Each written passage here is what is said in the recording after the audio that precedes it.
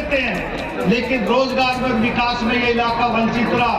2014 से पहले हमें ना रोजगार में हक मिलता था और ना हमारे कामों में हमें बढ़ावा मिलता था। लेकिन 14 की सरकार आने के बाद भारतीय जनता पार्टी की सबका विकास सबका साथ की तर्ज पर काम हुआ और नौकरियों में भी मैं ऑन रिकॉर्ड कहता हूं कि 14 के बाद योग्यता के आधार पर नौकरी दी गई और हमारे इस अहिरवाल के जिले में हरियाणा में सबसे ज्यादा रोजगार मिला है। एक एक गांव में 20 आदमी से लेकर 70 आदमी तक रोजगार मिला, क्योंकि योग्यता पे मिला। योग्य बच्चे तो हमारे पहले भी थे, लेकिन सरकार में हमारी सिफारिश नहीं थी। खर्ची पर्ची से नौकरी लगती थी, कोई खर्ची लेने वाला भी नहीं था, कोई पर्ची पकड़ने वाला भी नहीं था। अब आज ना खर्ची चलती है ना पर्ची चलती है और मेरिट के आधार पर काम होता है। साथियों, उसी प्रकार ये नगर निगम का चुनाव, मेरे इस बादशाहपुर विधानसभा में 18 पार्षद हैं। साथियों, एक एमएलए कोई भगवान तो हो नहीं सकता, 10-20 हाथ पांव नहीं हो सकते। कितने आदमियों की समस्याएं सुने।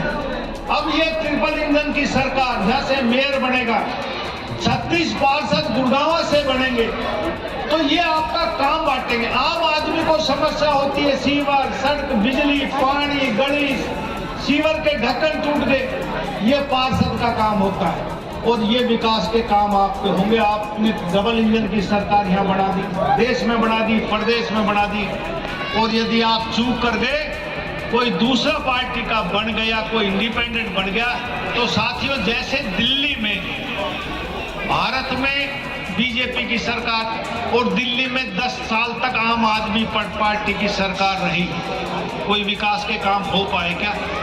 8,500 करोड़ रुपए भारत सरकार द्वारा यमुना को साफ करने के देने के बावजूद भी यमुना जरा से भी साफ नहीं हो पाई। इसी प्रकार यदि आप किसी और को चुन दोगे तो वो विकास की गति रुक जाएगी। इसलिए आपसे प्रार्थना करने आया हूं कि नरेश मेरा भाई है, इसको ये समझना नरवीर सिंह है। कोई काम ये जैसे कहते हैं ना, मोदी की गारंटी है, नरवीर सिंह की गारंटी। आप नरेश कटारिया को बताओ, कोई ऐसा काम नहीं जो सरकार नहीं कर सकती, ये भाई मेरा करेगा। एक भी काम ऐसा नहीं रहेगा आपके वार्ड में जो आप यूं कहोगे ये रहेगा।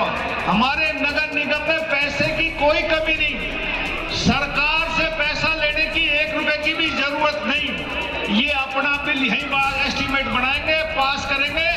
एक प्रावधान है कि इतने करोड़ से ऊपर सरकार की मंजूरी लेती, पैसा नहीं लेते, मंजूरी लेते। ऊपर मैं बैठा हूं, सारे हाथ के हाथ इनके पास होंगे और जो आप विकास चाहते हैं इस गुड़गांव का, वो विकास होगा। लेकिन हाथ जोड़ के प्रार्थना, अब के 2 ईवीएम मशीन मिलेंगी, इससे पहले 1 मिलती थी।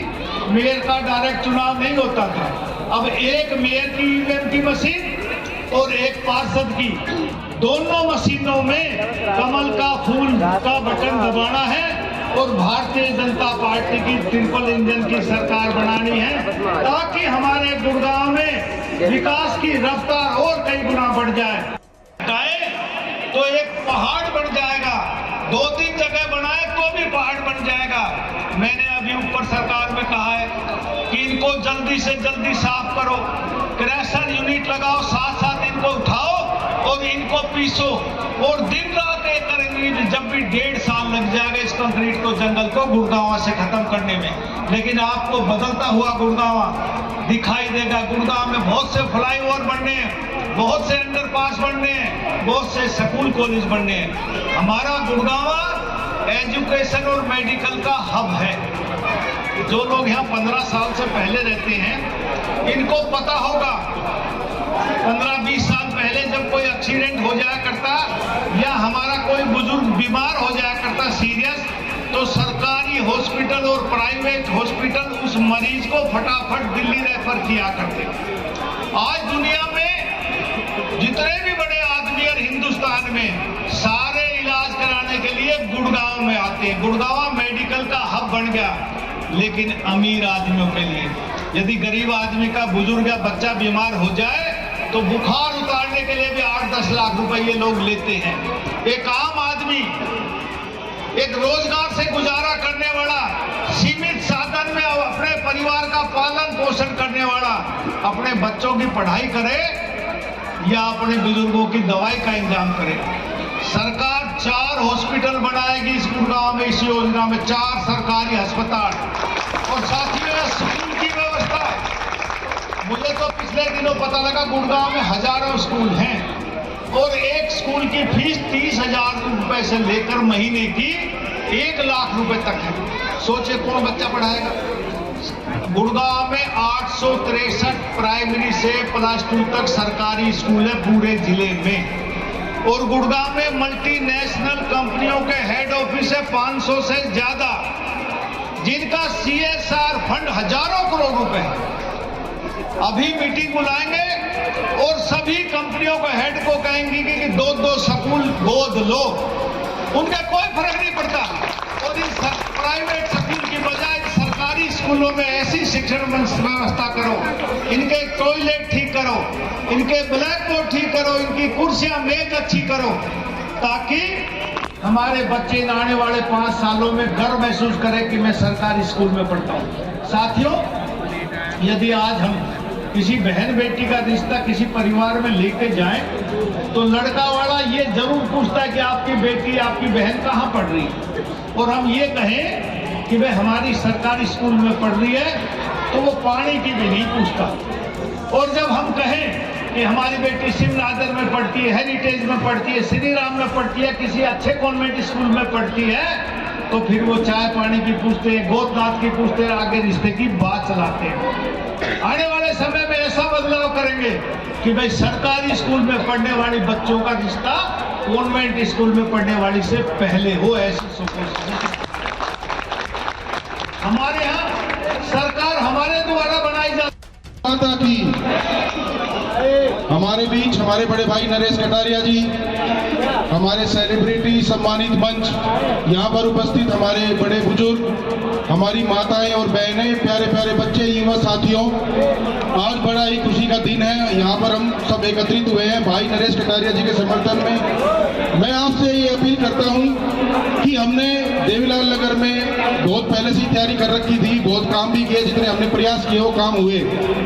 हम भी टिकट के दावेदार थे, लेकिन किसी कारणवश हमें टिकट नहीं मिली, लेकिन क्योंकि टिकट तो किसी एक को ही मिलनी थी और हम जितने भी दावेदार थे इस वार्ड में, हमने आपस में सलाह मशवरा किया हुआ था कि जिस भाई को भी टिकट मिलेगी हम एकजुट होकर उसके साथ कंधे से कंधा मिलाकर चलेंगे और उसको जितवाएंगे। तो आज भाई नरेश कटारिया जी के लिए जोरदार तालियां बजाएं जो उन्हें टिकट मिली है और वो भाजपा प्रत्याशी हैं। आप सभी से मैं विनती करता हूं कि आने वाली 2 मार्च को भाई नरेश कटारिया जी को कमल के फूल पर बटन दबाकर भारी बहुमत से जिताना है। वंदे वंदे भारतीय जनता पार्टी, भारतीय जनता पार्टी। और इसी बीच हमारे आदरणीय अर्जुन शर्मा जी वार्ड प्रभारी और मेरे गुरु हैं, उनके लिए भी जोरदार तालियां बजाएं। धन्यवाद। जिंदाबाद। ठीक है भाई, भारतीय को किल की दादा के नाम की। हाँ, यह स्पोर्ट चाहिए भाई। नहीं बेटा, भीड़ है। मैं कहना चाह लगा, ये बात की गारंटी मैं लूँ हूँ। सबसे पहले अपना परिचय दीजिए। मैं दिल्ली से देवेंद्र शर्मा सिंगर। देवेंद्र जी, आज आप यहाँ पे गुरुग्राम में आए हैं, तो कैसी आपको यहाँ पे लगा कि समर्थन भी लोगों का मिल रहा है कि उनका ये भी कहना है कि आप बहुत अच्छे गायक भी हो और सिंगर भी हो, आप हर तरह की आवाज़ निकाल लेते, तो इसके बारे में क्या कहेंगे? देखिए, पिछले 26 सालों से ये सब चीज़ें मैं करता हुआ आ रहा हूँ और एक ऑलराउंड आर्टिस्ट हूँ मैं। और आज हमारे जो यहाँ के जो प्रत्याशी हैं नरेश कटारिया जी, जो कि वार्ड 8 से खड़े हुए हैं, तो एक प्रोग्राम था, उस प्रोग्राम के पर्पज़ पे यहाँ पर मैं आया हूँ। लास्ट टाइम भी यहाँ पर मैं आया था और आज अपने एक प्रोग्राम के पर्पज़ से यहाँ पर मैं आया हूँ और अभी प्रस्तुति करी है, गाया है और पब्लिक का नहीं मिल रहा है मुझे बैक टू बैक। दिल्ली के अंदर मैं एवरी डे रोज प्रोग्राम करता हूँ खाटू श्याम मंदिर पर हर एकादशी पर हर धर्मशाला के अंदर हाजिरी लगती है। ये बहुत बड़ी कृपा है और काफ़ी सारी एल्बम्स हैं यूट्यूब पर और आप सबकी ऐसी ब्लेसिंग मुझे मिलती रही तो बहुत जल्दी एक बिग ब्लास्ट मैं करने वाला हूँ लव सॉन्ग से। तो यूट्यूब पे किस नाम से है ताकि पब्लिक आपको देखे और उनको भी उत्साह बढ़े आपके? यूट्यूब पर मेरा चैनल है देवेंद्र शर्मा सिंगर।